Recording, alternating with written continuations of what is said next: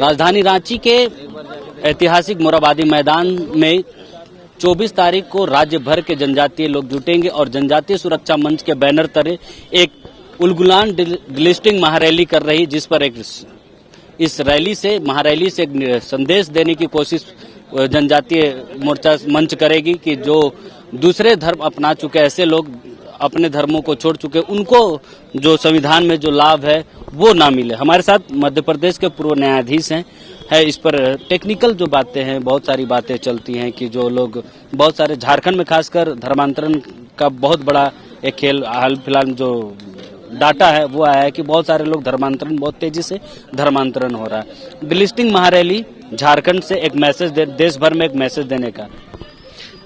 जनजातीय सुरक्षा मंच पिछले 2007 से डिलिस्टिंग आंदोलन की लड़ाई लड़ रहा है और ये लड़ाई आज की नहीं है। बाबा कार्तिक राव ने 1967 में लड़ाई शुरू की थी और उन्होंने एक ज्वाइंट पार्लियामेंट्री कमेटी बनाई थी, जिसकी रिपोर्ट से ये पता चला था कि 1950 से जो जनजातियों को आरक्षण दिया जा रहा है उस आरक्षण का 90 से 95% लाभ धर्मांतरित व्यक्तियों द्वारा उठाया जा रहा है।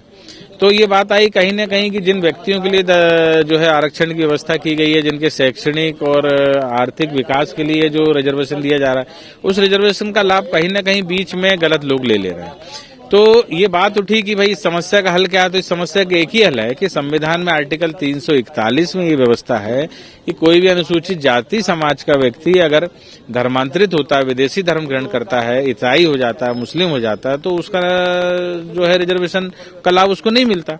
तो वैसे ही आर्टिकल 342 में हम ये व्यवस्था चाहते हैं, हम उस बिल में ये मांग रख रहे हैं कि ये व्यवस्था हो कि जो हमारा जनजाति व्यक्ति ईसाई हो गया है, मुस्लिम हो गया, उसको उसका लाभ नहीं मिलना चाहिए। हमारी बस इतनी सी मांग है।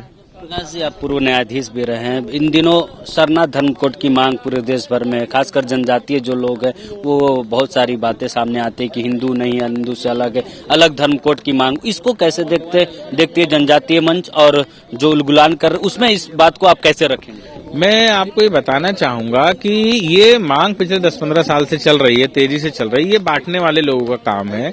जनजातीय समाज तो खुद ही सनातन संस्कृति का जो है जनक है। अरण्य संस्कृति से ही सनातन संस्कृति आई है। तो जनजातीय समाज हिंदू समाज से अलग कैसे हो सकता है? इन्होंने कुछ माननीय सुप्रीम कोर्ट की 7-8 रूलिंग का हवाला देते हैं कि माननीय सुप्रीम कोर्ट ने ये कह दिया है कि जो है आदिवासी हिंदू नहीं है। मैं कह रहा हूँ कि आप ये क्यों नहीं कहते कि आदिवासी ईसाई नहीं है और आदिवासी मुसलमान नहीं है, आदिवासी हिंदू नहीं है, ये बात आप उठाते हो। दूसरी चीज, कहीं भी माननीय सुप्रीम कोर्ट ने ये बात नहीं कही है, किसी भी रूलिंग में नहीं कही। सिर्फ एक बात ये है कि जो हिंदू उत्तराधिकार अधिनियम और हिंदू विवाह अधिनियम जो बना था वो इसलिए लागू नहीं होता जनजाति भी, क्योंकि जनजाति के अपने कस्टमरी लॉ है। जब ऑलरेडी उनके लिए कस्टमरी लॉ है और उनके निवास और उनके क्षेत्र के हिसाब से वो कस्टमरी लॉ उन पे सुटेबल है, तो उन पे अलग से कोई विधि लागू करने की जरूरत नहीं है। तो और रही बात सरना धर्म कोड की बात, तो सरना धर्म तो क्या प्रकृति धर्म है और सनातन संस्कृति में तो आप प्रकृति की ही पूजा करते, तो अलग से धर्म कोड की आवश्यकता को। और ये धर्म कोड और ये सारी चीजें तो तब आई जब विदेशी धर्म भारत में आए। तो आदिवासी तो कहीं से बाहर से भारत में नहीं आए। यहाँ के रहने वाले लोग जो सनातन लोग हैं वो भारत में कहीं बाहर से तो नहीं आए। जो बाहर से आए उनको धर्म कोड दिया गया। भाई जो इस्लाम करते उनको धर्म कोड दिया गया, जो ईसाई थे, मुस्लिम थे, उनको धर्म कोड दिया। हमें कोई धर्म कोड की आवश्यकता नहीं। हमारी अपनी पहचान सनातन हिंदू के रूप में और वो रहेगी। और जनजातीय समाज की अरण्य संस्कृति ही उसकी जनक है, तो वो उससे अलग कैसे हो सकता है? तो कल जब इस मंच से एक संदेश देने का बात जब आएगी तो क्या लगता है उसका फलाफल दिखेगा? निश्चित रूप से दिखेगा। और हमारी मांग जो है, हम हर राज्य में इस तरह की रैली कर रहे हैं। अभी महाराष्ट्र में हमने 3 जगह की है, नासिक में की है, नंदुरबार में की है, मुंबई में की है।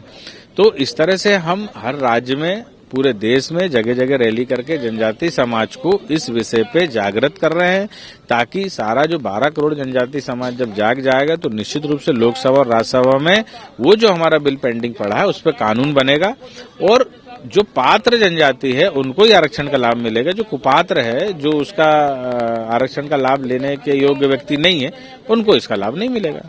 तो जनजातीय सुरक्षा मंच के बैनर तले देश भर में से एक संदेश देने की कोशिश हो रही है कि जो राज्यसभा में जो बिल आरक्षण को लेकर, जो जनजातीय आरक्षण का बिल जो रुका हुआ है वो पास किया जाए, ताकि जनजातीय आरक्षण का लाभ दूसरे धर्मों के लोग ना उठा सके। सहयोगी पिंटू के साथ चितरंजन कुमार, TV45 रांची।